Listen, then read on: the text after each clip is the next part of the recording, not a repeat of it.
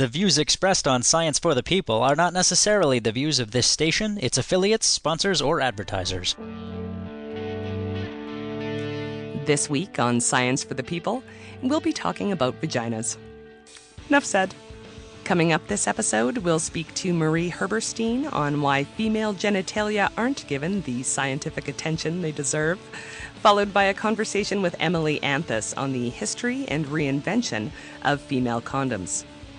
But let's kick it off with Anthony Atala with an interview about engineering vaginas. Enjoy.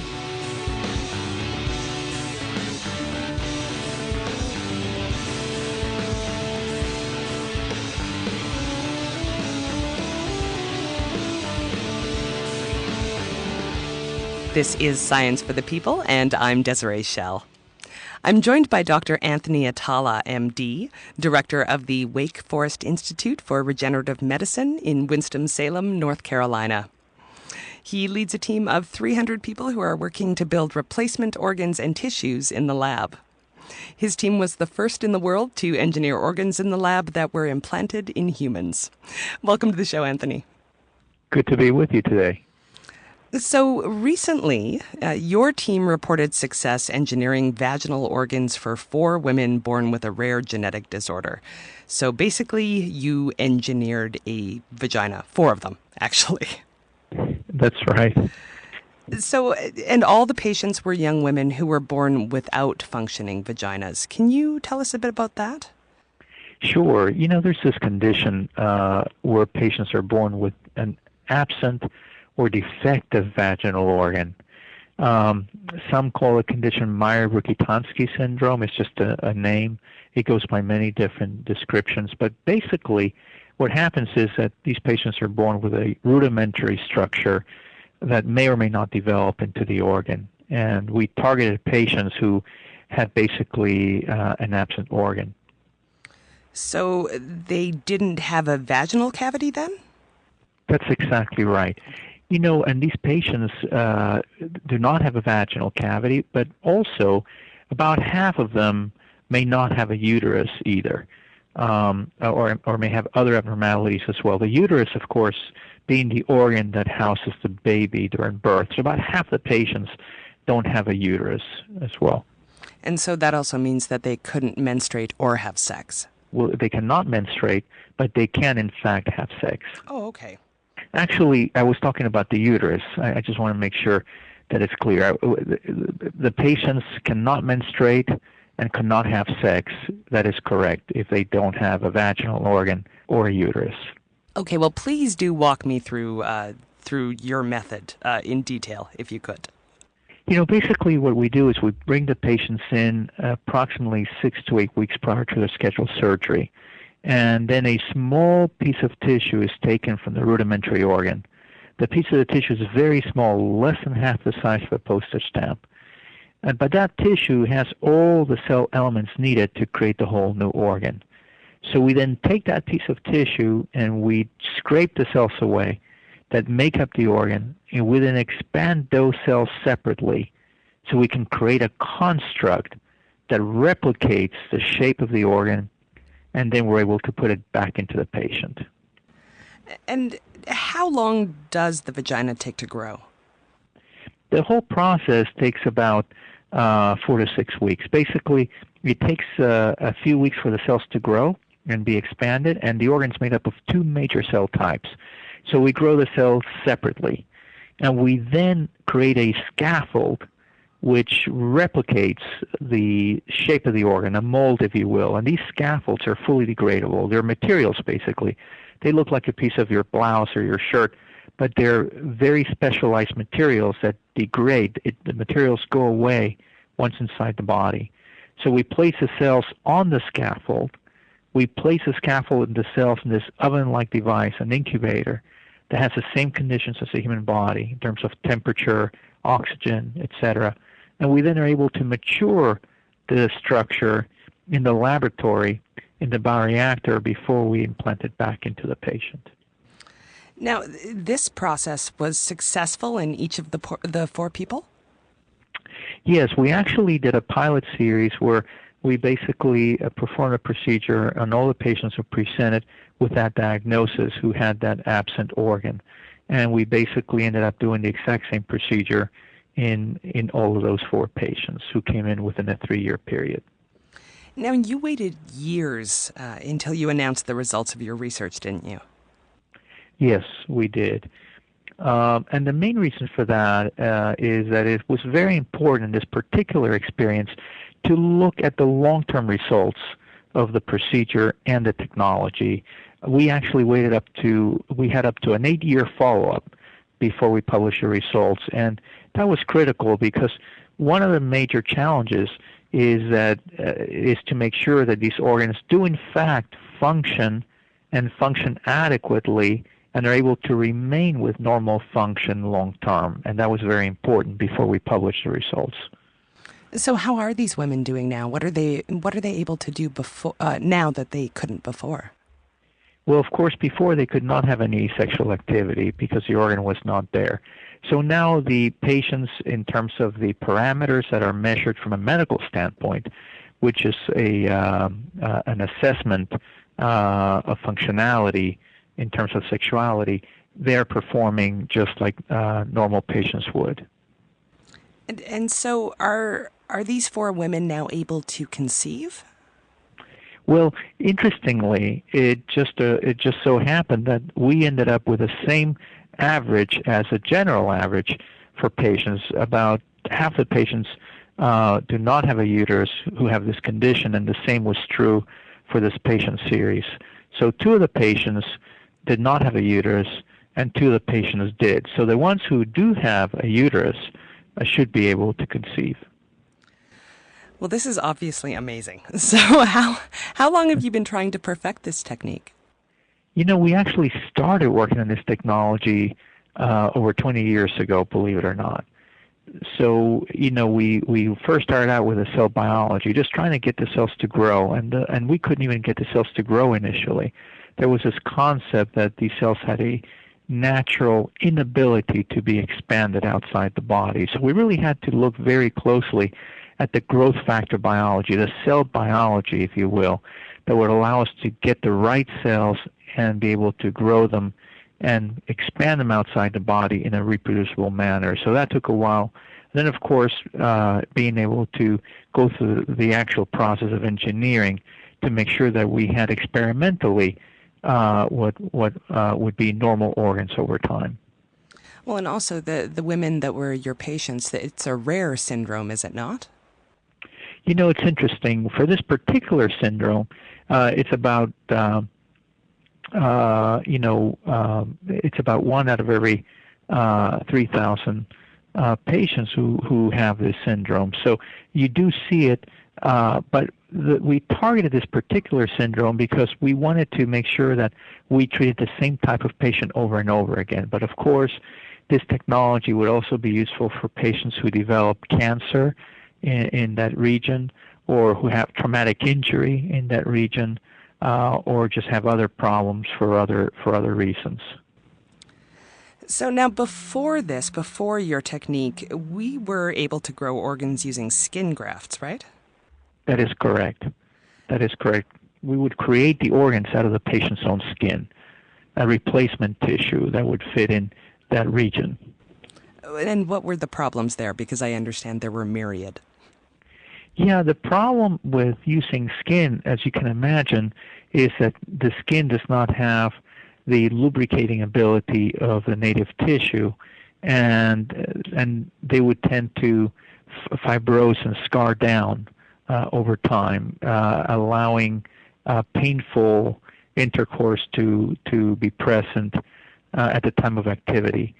And so it's a replacement that certainly can do the job that it's required, but certainly it's not ideal. And how is yours better? Well, I think, there are many options now, and this is just one more option, but the fact that you're creating the organ with the patient's own cells that are supposed to be there to start with, using the patient's own vaginal tissue, and recreating an organ that basically the patient has as its own organ over time, you're able to replicate the functionality of the organ just like as if that patient would have had a normal organ to start with. Now, of course, when I was mentioning your research to people, because as soon as this came out, I knew I wanted to interview you. So the first thing people want to know is if this could lead to allowing men to get pregnant. Well, it's interesting because, as you know, the vaginal organ is just one of the components needed for reproduction. Of course, you still need a uterus that would house the baby, and you would still need ovaries that would create the hormonal milieu and produce the eggs for fertilization. So basically, at this point, the answer, of course, would be no, not for men at this point. Now, I also noticed in one of the articles that I read about your research that you actually started out by making a penis, right? Well, we actually have worked on many different tissues. We started out, in terms of cell therapies with cartilage, for example, to inject in patients, and then we also have looked at skin and other organs such as hollow non-tubular organs. We also looked at the penis, but basically there's a stepwise incremental complexity in terms of organs and how we view them. And so what we've tried to do in the past is really follow that path in terms of trying to bring these tissues to the patients. Well, is it basically the same process to create organs no matter what the organ? It is a similar process. So basically we're looking at flat structures as being the least complex, such as skin, for example. Now, all tissues are complex, but flat structures are the least complex. They're made up mostly of one cell type. They're flat in origins. Architecturally, they're less complex to make. The second level of complexity are tubular organs, like blood vessels, for example. And these are slightly more complex. The architecture is more complex because it's a tube, not a flat structure. There are two major cell types instead of one. The third level of complexity are hollow, non-tubular organs, like the stomach or the vaginal organ, for example, where the architecture is more complex, the cells are functionally more complex, there's more interaction with other organs. And finally, the most complex organs are the solid organs, like the liver, the heart, the phallus, like you mentioned, the penis. These solid organs are by far the most complex, mainly because you have many more cells per centimeter, and the requirements for blood vessel in terms of supply are much larger. So what does all this mean in terms of organ transplants then? Well, I think, certainly organ transplantation is still here and a very important part of what we do for patients. The hope, of course, is someday in the future to be able to reduce the number of patients on the transplant wait list by basically using the patient's own cells. Because right now, for a transplant to occur, you basically need to wait for a patient to die to be a donor, or you need to have a live relative donor that's willing to go through a risk of surgery to provide that organ for someone else. So here, the concept would be, instead of doing transplantation in the usual manner, let's just take a small piece of the tissue from the patient, grow and expand the cells outside the body, recreate the organ, and put it back in. So can you see us, and I hate to sound completely science fiction, but I'm going to anyway, but so at some point, might we be able to create all of our own replacement organs? Well, certainly that's the hope. We're not there yet. We can certainly create a number of organs right now. We talked about 4 categories of organs. Up to this point, we've been able to implant the first 3 types into patients. Flat structures such as skin, tubular structures, hollow non-tubular organs like the vaginal organ. We have not yet implanted a solid organ in patients, but the hope is that in the future we will be able to expand the number of tissues we put into patients and also expand the indications for which they receive them. So I'm wondering, does this have other broader implications other than just with organs? Can we use this technology for other things? Well, at the current time, we are actually looking at these technologies, for example, to create miniature human organs that we can use for testing for drugs or chemical agents or biological warfare, for example. We currently have a program that is funded by the by DTRA, which is the Defense Threat Research Agency, called the Excel program, in which we are basically working just to do that. We were working on creating small human organs with live cells that we can then place in microchips and use for testing drugs and use it for drug discovery as well. Sir, you sound remarkably calm for someone that is doing this kind of work. How do you not sound more enthusiastic? Because this is incredible, you realize. You're kind to say that. We have, this work, of course, as you can imagine, takes decades to complete. And really, a lot of the work that you see today, for example, like the vaginal organ, it's something that we started over 20 years ago. So for us, it's, these are daily challenges that we have to face day after day to make sure that we're able to get to our endpoint and to get to our goal, which of course is to be able to get these technologies to patients to make them better. Well, I will be excited for you. Anthony, thanks very much for being here. Thank you. Good to be with you. And you can find a link to Dr. Anthony Atala and his work on our website at scienceforthepeople.ca.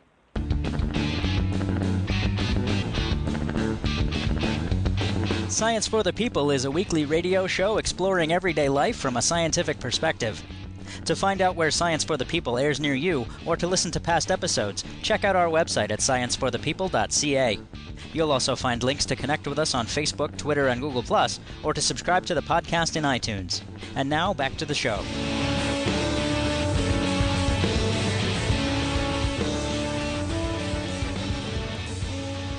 This is Science for the People, and I'm Desiree Schell. I'm joined by Marie E. Herberstein, an assistant professor in the Department of Biological Sciences at the Macquarie University in Sydney, Australia. Marie investigates the behavioral ecology of invertebrates, including spiders and insects, within an evolutionary framework. Her research deals with establishing spiders as significant models in behavioral and evolutionary research, deceptive signals in spiders and orchids, and the mating behavior and sexual selection in spiders and insects. Thanks very much for being here, Marie. Thanks, Desiree. So you were one of the authors of a study that I found absolutely thrilling because it's something that I've been asking myself for years. The title is Genital Evolution. Why are females still understudied? So do tell us about your research, please. So this study was conducted with two colleagues of mine, Marlene Arking and Andrew Barron, and we were discussing biases in our research areas. And one of the big biases that we're confronted with are, of course, the way we see and interpret males and females and their behavior or their morphology. And we realized that we have all these assumptions. And these assumptions, they sit in all of us. We have assumptions about what males are meant to be and what females are meant to be. And it's very hard to escape these assumptions because we grow up with them. And there's nothing wrong with having assumptions. But as scientists, we just have to be very, very aware of them. So one of the big questions in evolutionary biology is how are genitalia evolving? Because genitalia are extraordinarily diverse. They are very different between species, even though external morphology may be very, very similar. It'll be the genitalia that are very different. So there's a lot of research going on into genital evolution. And what has always been a knowledge, an implied knowledge, or sometimes even expressed, is that we are very biased in the way we look at genital evolution. And predominantly, researchers look at male genitals, but they tend to neglect female genitals. So lots of the studies that you read about how rapidly genitalia are evolving are based on what we're measuring in males, but not in females. And so we went about, and we really wanted to put data against it and really show our research field that this bias is quite significant. And in order to make progress, we need to address this bias. And that was the motivation behind the study. So you actually analyzed a number of studies. Yeah, so we went back into the literature and we looked at over 300 studies that studied aspects of genital evolution. So that was really important. We didn't just want to look at studies that described genitalia, but we looked at studies that tried to interpret why genitalia are evolving so rapidly. And so we confined ourselves to those studies. And then when we read all of these papers, which was fascinating, I really enjoyed it, and we noted down whether the authors were looking at male genitalia, whether they were looking at female genitalia, whether they were looking at both sexes, and what sort of conclusions they were drawing from the patterns that they were seeing. So now what were your results? So what we found, it was really interesting. First of all, overall, if you lump all the studies together, many more papers, many more studies look at male genitalia. So there's a real bias there. So we found something like, and this bias is actually increasing since over the last 20 years. So almost over 60% of studies are just looking only at male genitalia and not at all at female genitalia. And studies that are looking at both genitalias over that period of time are actually decreasing, which is, of course, a worrying trend. But more so, when we look at different explanations for the evolution of genitalia, we find researchers, when they have different assumptions, look at different aspects of genitalia. So researchers that are looking, say, for a lock and key mechanism, which is this idea that male and female genitalia fit together like a lock and key, and they prevent the wrong species from mating with each other. And even though that concept explicitly talks about a key, which is the male genitalia, yes, and a lock, here we have the strongest bias where researchers only look at male genitalia. Interesting. But then we have other mechanisms like cryptic female choice, where researchers are assuming that male genitalia are shaped in a particular way to influence the female choice of their sperm. And here we have the least bias. So here, researchers working under this assumption are more likely to look at male and female genitalia together and not just at one or the other. Now, there were some fields that show more female genital studies than others, right? Yes. So cryptic female choice is one of the areas that we found was much more balanced. But again, they were looking more at both genitalia rather than only female or only male genitalia. So, of course... Overall, there's very, very few studies that only look at female genitalia. So, of course, the question is why? Why are female genitals studied less? Does the gender of the scientist doing the research have anything to do with it? Well, no, it doesn't, which is very reassuring. So we don't have a case of male scientists only interested in looking at male bits and female scientists only interested in looking at female bits. There is no bias based on gender. I think it's a combination of cultural assumptions, possibly methodology, and also scientific assumptions. So the cultural and the scientific assumptions kind of are very difficult to disentangle. It's really how we see males and females and their roles in their interaction and their roles under sexual selection, how they evolve. And the root to this really starts with Charles Darwin. And again, I really don't want to imply that Darwin got anything wrong. I think he was a marvelous thinker and one of our greatest thinkers ever. But his idea of what are males like and what are females like very much reflected the early 20th century, the late 19th century.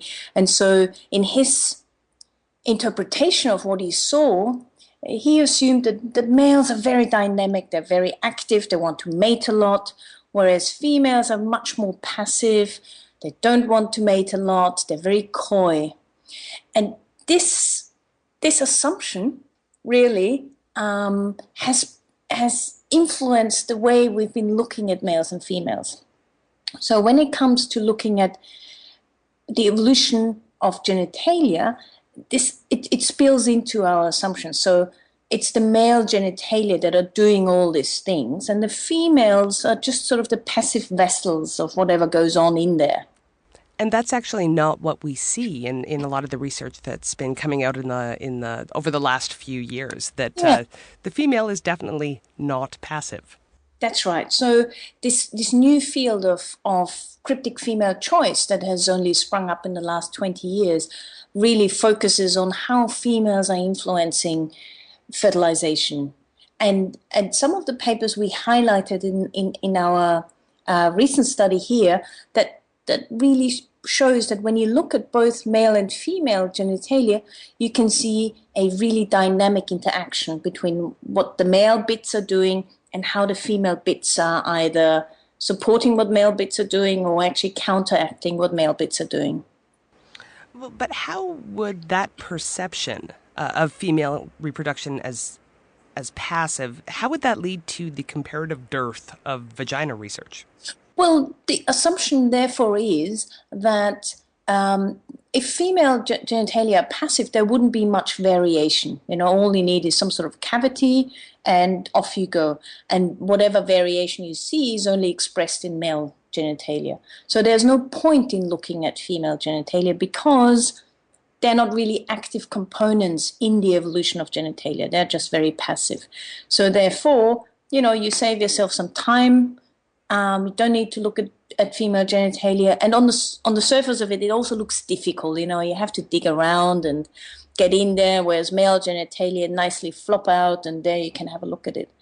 So methodologically, in some cases, it can be more difficult to look at the morphology of female genitalia. But really, in our paper, we're saying, well, guys, that's an old excuse. We now have super technology. We have ways of looking at internal structures, and there's lots of internal male structures too that we need to look at. And so the old argument, it's just too difficult, just doesn't cut it anymore. So what's the response been to your work? Well, we're really surprised at how well the paper has been received and how much interest we've been getting from the science community, but also from radio shows or print media in highlighting this study. So overwhelmingly, I think our researcher colleagues are saying, look, good on you for putting this out there. We know this is happening. And well done for actually putting data against it and showing how extreme this bias is. Well, but is anyone finding fault with your interpretation? No, not so far. Not so far. I mean, we have published our data as well. So we have the list of the papers, and everyone can go in there and see whether we have misinterpreted any of the conclusions that studies have arrived at. So that obviously it will take some time for anyone to go through those papers and highlight that if we have indeed made a mistake. But, we were three researchers. The three of us were looking at the paper, so it wasn't just a single person who may have had their own little biases. So we're very confident that we interpreted the studies the way they were meant to be interpreted. And really all we did to evaluate the papers was understand what the authors were attributing patterns of genital evolution to, what sort of mechanism, and whether they looked at male or female genitalia or both. So it wasn't quite rocket science to get, those information out of the papers. I think you can do this at home as well, listeners. So far it's been good. I've read some comments in newspapers that reported on the study where people are going, oh, this is all gender science rubbish, and we're spending our money on this sort of stuff. We're wasting our money. And I'd like to say that this is not gender science. This is evolutionary biology. And what we're highlighting is a bias in the way we're looking at evolution and consequences if we don't address this bias. And the consequences is that we're misinterpreting what we're seeing. So biases exist.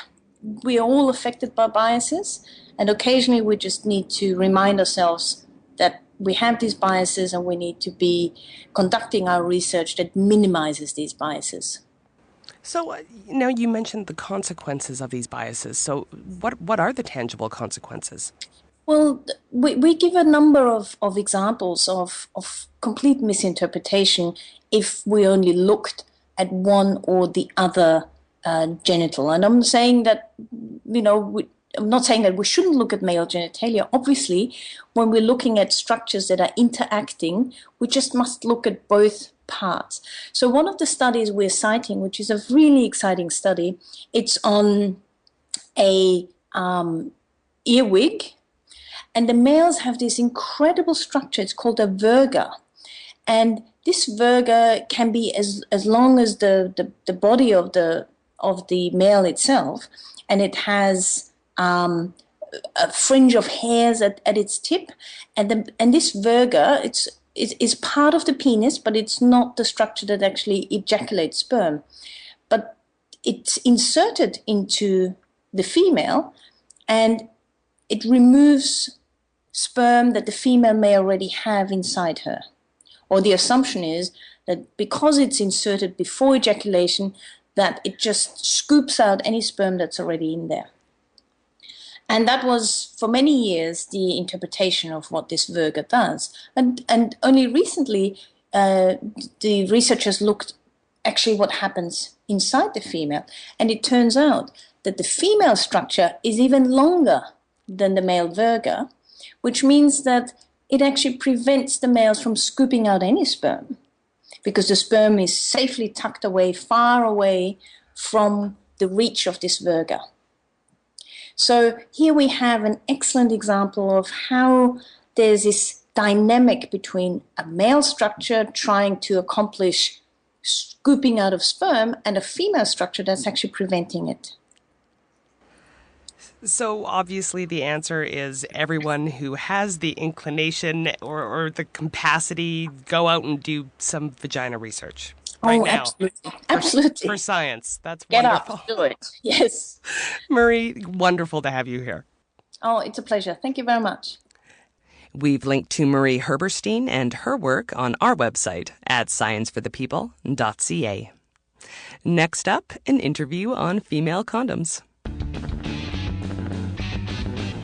On the next episode of Science for the People, we're learning about some of the legal chemicals that regulate the moods of millions of people every day.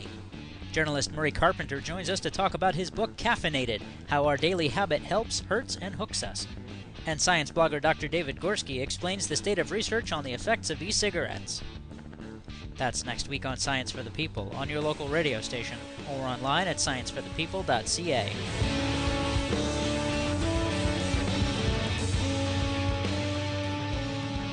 This is Science for the People, and I'm your host, Desiree Schell.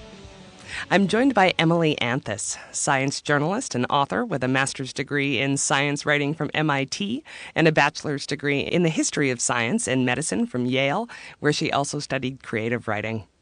We've had her on the show previously to talk about her book, Frankenstein's Cat, Cuddling Up to Biotech's Brave New Beasts. Great to have you back, Emily. Great to be back. Thanks for having me. Now, the reason you're back is to talk about the terrific piece you wrote for MosaicScience.com about the female condom. So give us some backstory here. How was it developed? Well, the initial female condom was the invention of a Danish doctor named Lasse Hessel. And in the 80s, an American pharmaceutical company executive flew out to Denmark, met with Hessel, and signed an agreement with him to develop and market his prototype. And the prototype he came up with, the product that they came up with, is basically sort of what you can think of as an inverted male condom. So it's a thin polyurethane pouch, and it has a flexible ring inside. And women can squeeze the ring and insert the pouch into their vaginas. And it then lines the inside of the vagina and provides protection against pregnancy and STDs. And so this company developed some prototypes. They had to get it approved by the FDA, which took 6 years. But eventually, by the early 90s, by 1992 and 1993, they put this product, which was called the Reality female condom, on the market in the US. So that's the brief origin story of the first female condom. Well, what were the pros and cons of that condom specifically? Well, the main pro was just the idea of it. You know, this is the early 90s, so AIDS is still a major problem. It's on the radar. It's something that a lot of people are thinking about. And here's a product that allows women to protect themselves, that women can be in control of.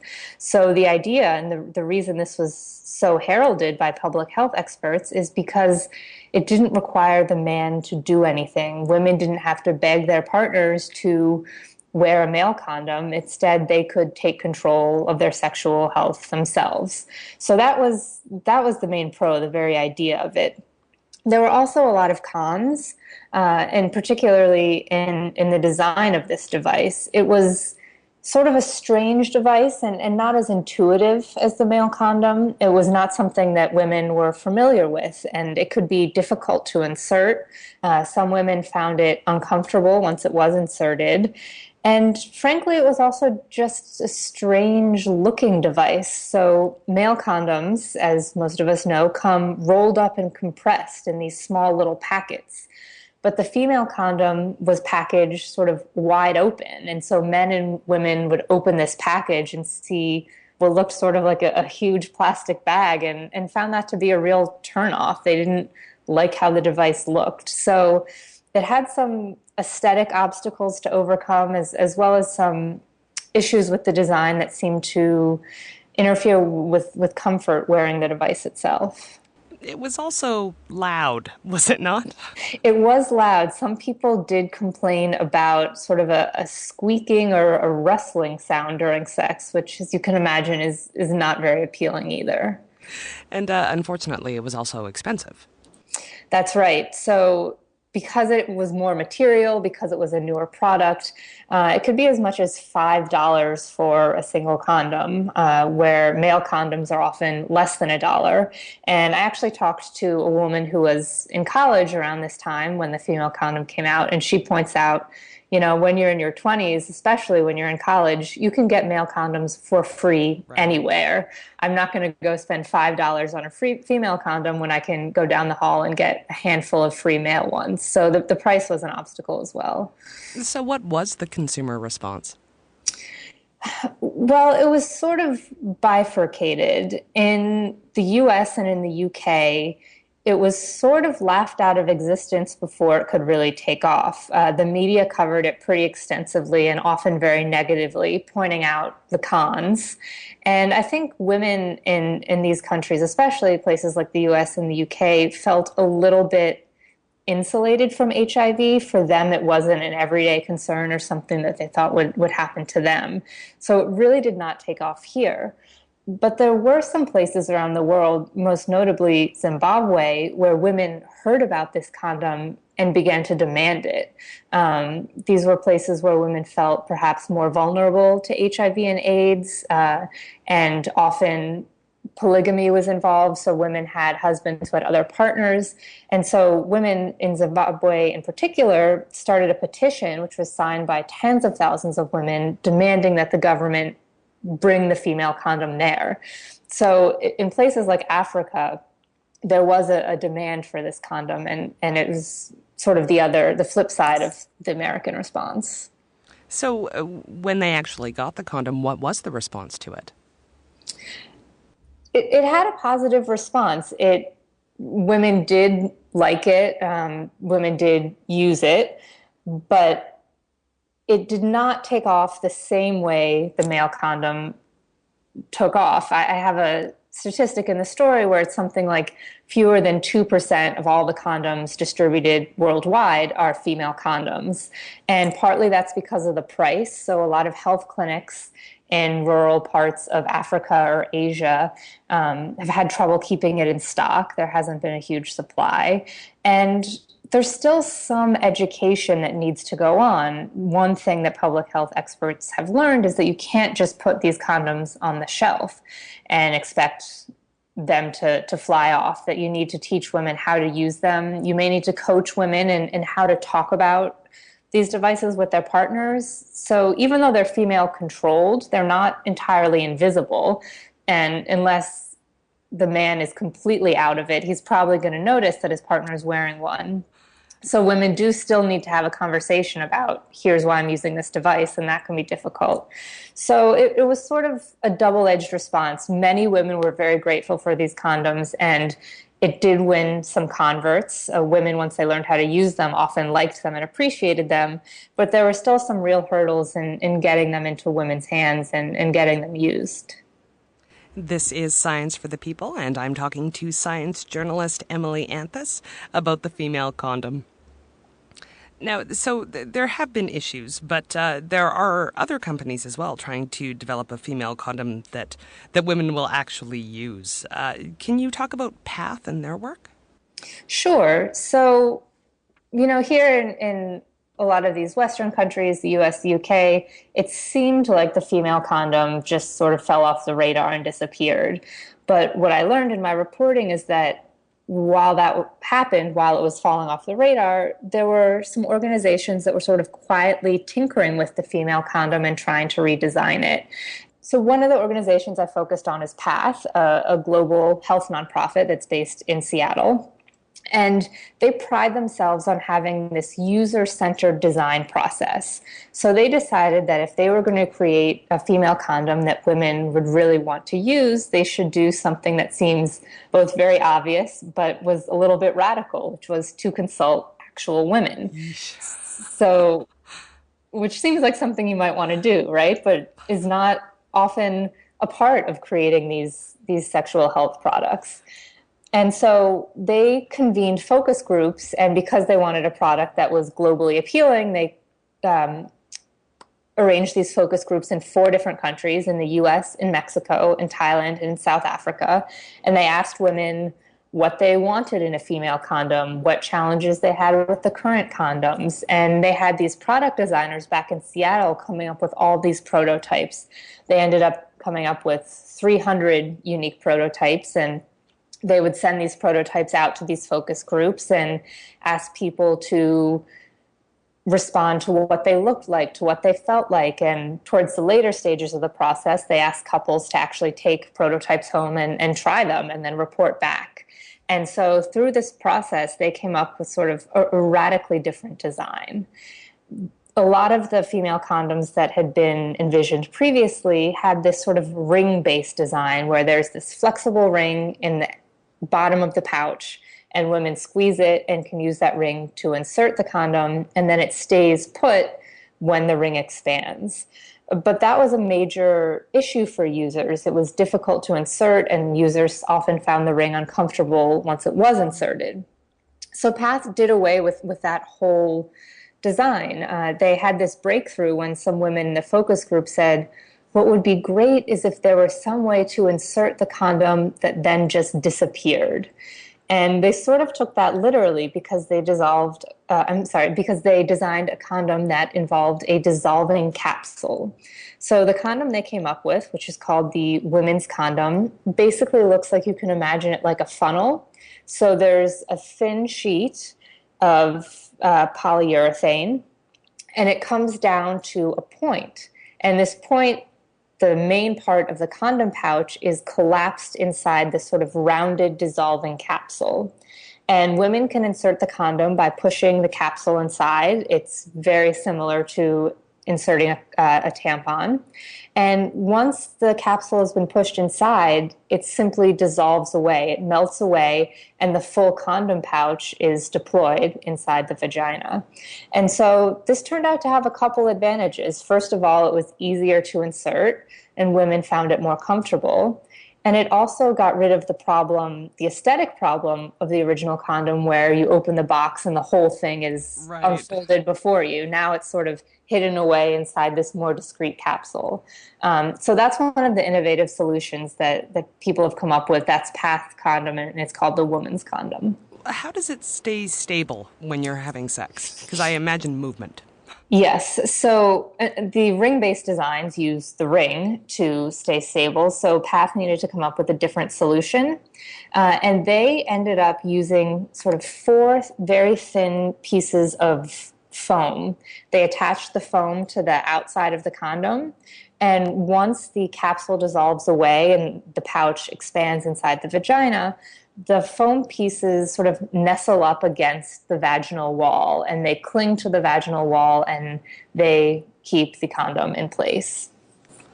Well, and PATH isn't the only one with a female condom offering, which is exciting. There's also the Cupid. Right. So there's, I focus on PATH because I think their process is innovative and interesting, and their product is great. But there are a number of other companies that are also taking their own crack at the female condom. The Cupid, which was designed by an Indian company, instead of a plastic ring, they have a ring-shaped foam sponge, which they use. And the other notable thing is that it's made of latex, natural latex. And one of the reasons male condoms are so much cheaper than female condoms is because they use latex, which is a cheaper material. So the Cupid could help bring the price of female condoms down, which is still a bit high. So, and as you said, this is only the beginning. There are a number of different companies and different designs that are currently waiting for approval. That's right. So different countries have different approval processes, but one kind of approval that's really important is UN approval. So a lot of condoms worldwide are actually purchased not by drugstores or directly by consumers, but by aid organizations. National and international aid organizations will purchase condoms in bulk and then distribute them to clinics or to places where they think condoms are needed. But in order to if you're an aid organization, in order to buy one of these condoms, you're looking for condoms that have been approved by the UN. And so some of these condoms now, some of the new designs are undergoing that approval process. And if the UN approves the condoms, then that will sort of pave the way for major aid organizations to buy them in bulk and to start sending them out to health clinics. Well, this is what's interesting to me. That it seems like that's a lot of different offerings for a product that no one is really buying. That's kind of unusual, isn't it? It is unusual, and that was something I asked some of the companies about. Are you in competition? Are you worried that there's room for all of you? And some of them said, they weren't sure how many different products the market would bear. Right now, the different designs are mostly available in different places in different countries, so they're not competing directly. But I think more choice is a good thing. I mean, one of the things that the experts I talk to say is that not every design or not every product is right for every woman or every couple. One condom might feel more stable but less natural, where another condom feels a lot more natural and has better sensation but moves around a little more. And so if you give women more choices in condoms, it increases the odds that they will use any condom at all. Whether all of these products will ultimately succeed or survive in the market, I think is too early to say.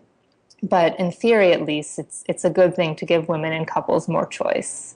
Right, because right now, as you said, we're kind of limited to asking our male partners to wear a condom. There's not much that we can do to protect ourselves from STIs or HIV.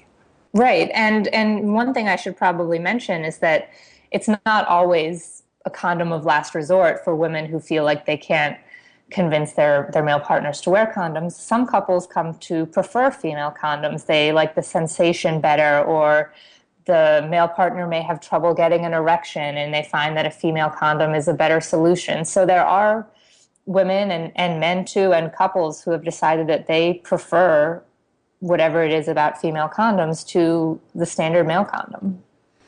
So besides updating the design, is there anything that these companies are doing to avoid some of the challenges that female condoms have faced in the past? Yes, there's definitely a resurgence in interest in education and public awareness campaigns. I think advocates have really learned from the introduction of the first condom that these are not, by and large, products that sell themselves. Right. They're still a little bit expensive. They're still not quite intuitive. They're not going to fly off the shelves on their own. So there are awareness campaigns that have been launched, advertising campaigns in the U.S., billboards in Africa, radio campaigns.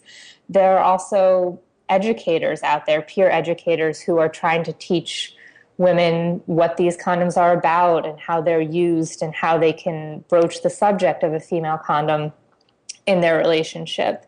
So there's a number of new organizations and organizations that are partnering together to sort of try and both raise awareness in general and then also provide the tools that women need if they really want to try out one of these products. And is there any other STI protection coming down the pipeline that women can use that is not a female condom? Well, one of the things that's gotten a lot of attention is these sort of microbicidal gels. So gels that women can rub on and in their vagina that kill HIV. And there's been a lot of excitement about these gels.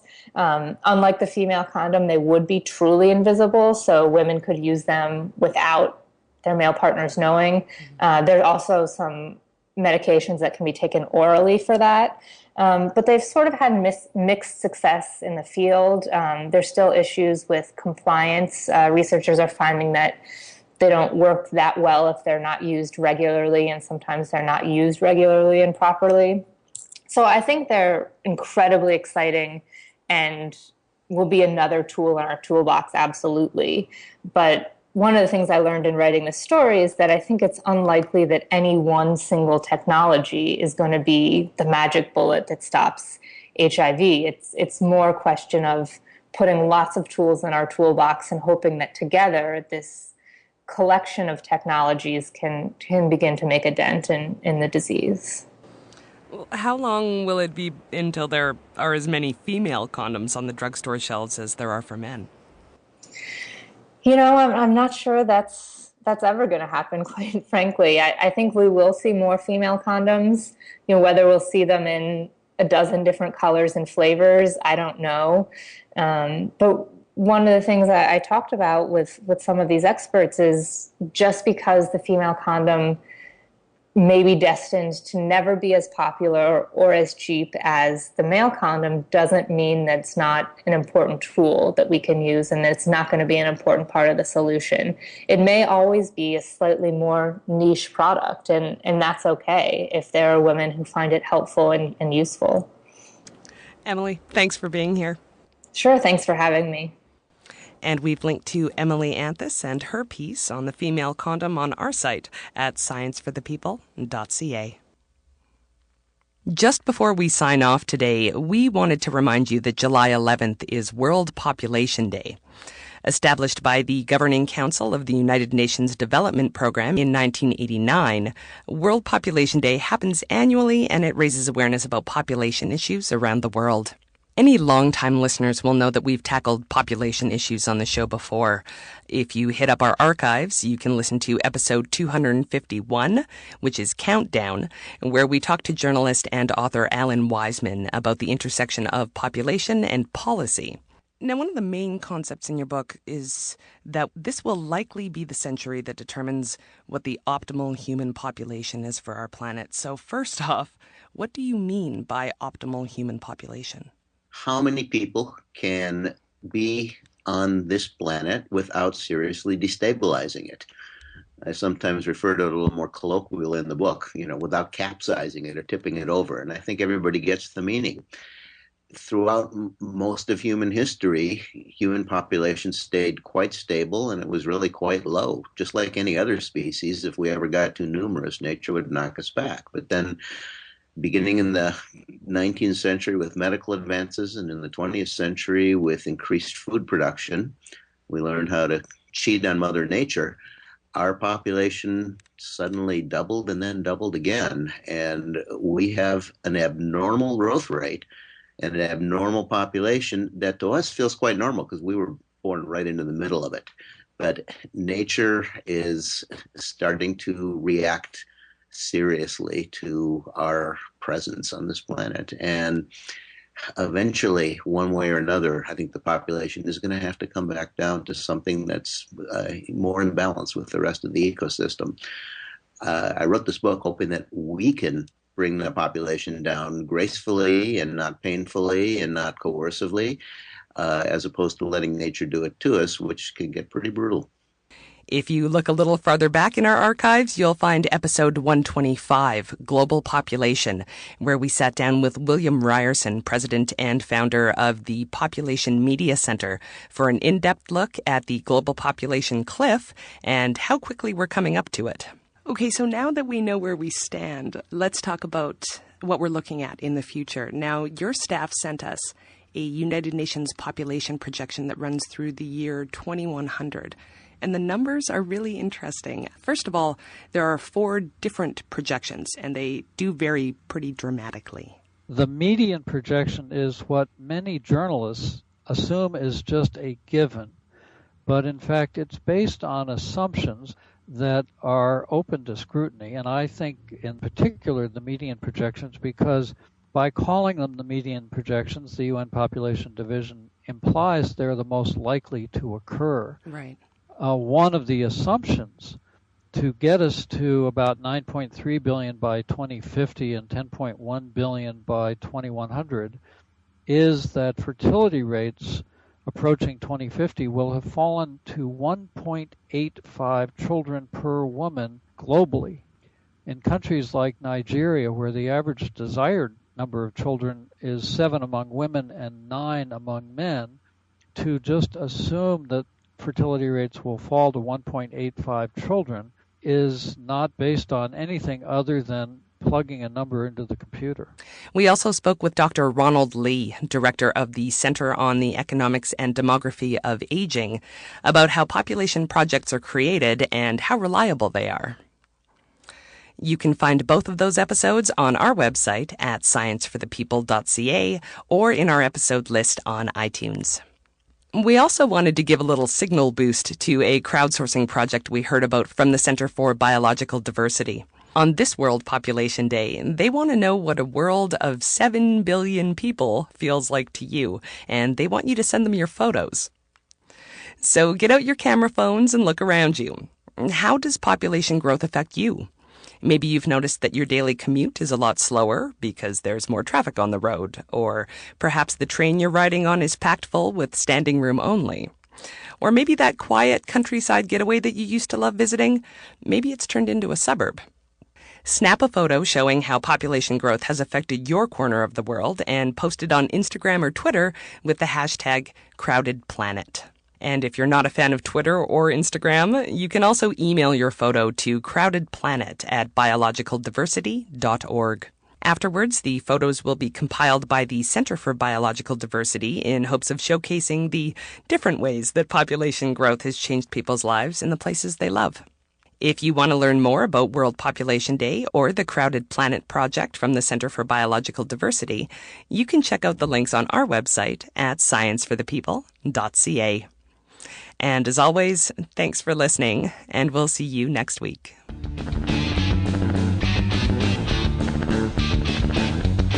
Science for the People is recorded in Edmonton, Alberta. The show is produced by Rochelle Saunders. Ryan Bromsgrove is our promotions manager. Our social media manager is Chelsea Butler. K.O. Myers updates our website. Helen Quivalon is our publishing liaison.